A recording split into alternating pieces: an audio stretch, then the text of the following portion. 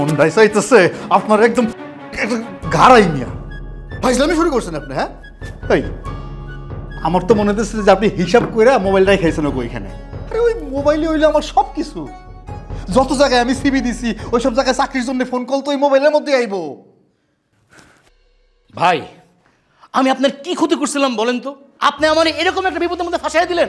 হ্যাঁ আপনি এরকম জটিল লোক জানলে আপনার কখনোই মেসে আনতাম না। আজকে আপনার জন্য জানলাম নাস্তার নাম দিলাম, এর সমাধান কি? আপনার কি? সবাই তো আমারই বকতেছে, মেসে সবার কাছে আমি ছোট হইতেছি। ভাই আপনার পায়ে পড়ি, মোবাইল ফোনগুলো পাওয়া গেলে আপনি মেস থেকে চলে যাবেন, আপনার এক মুহূর্ত থাকবেন না, হাত জোর করে বলতেছি। ফুল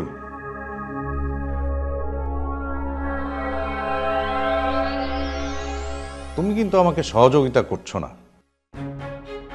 তাছাড়া ওদের মুখের উপরে ঘুষি মেরে মেরে সব কথার জবাব দিয়ে দিতাম।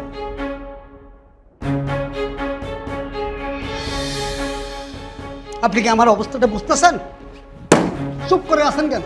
আমার কথা বুঝেন, আমার অবস্থাটা কি আপনি বুঝতেছেন? আপনার তো মাথায় কিছুই ঢুকতেছে না। আমার সকল স্টুডেন্টের নাম্বার ওই মোবাইলের মধ্যে। সামনে অ্যানুয়াল প্রোগ্রাম, রিহার্সালটা কত জরুরি আমার জন্য।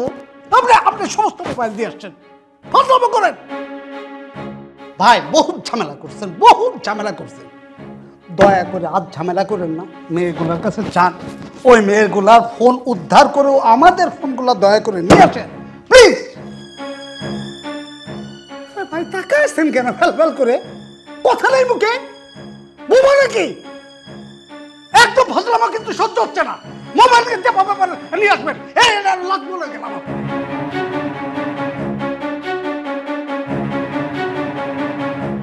মনটাই চাইতেছে আপনার একদম ঘাড়াই মিয়া ফাইজলামি শুরু করছেন আপনি। হ্যাঁ এই আমার তো মনে হচ্ছে যে আপনি হিসাব করে মোবাইলটাই খাইছেন ওইখানে।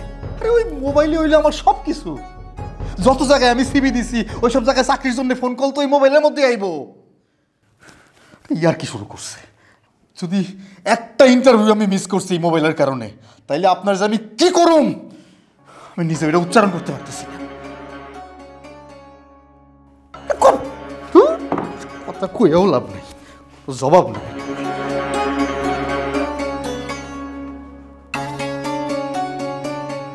তোমার অবস্থা দেখছি আমার নবাবের মতো।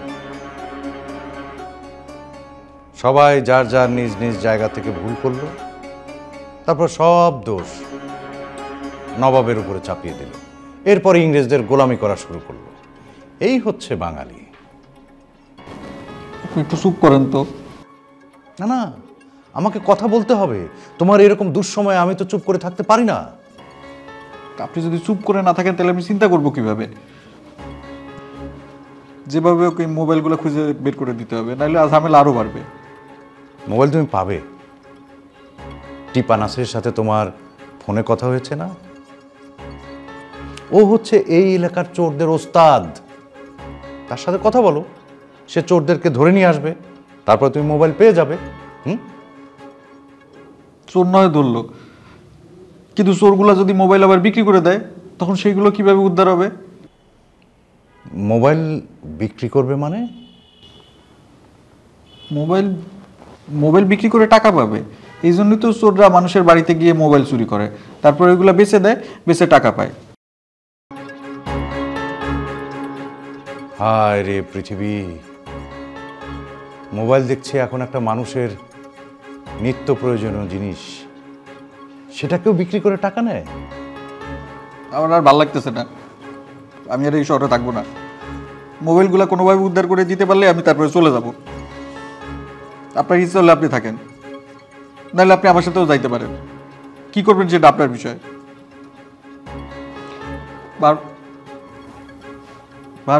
ভাই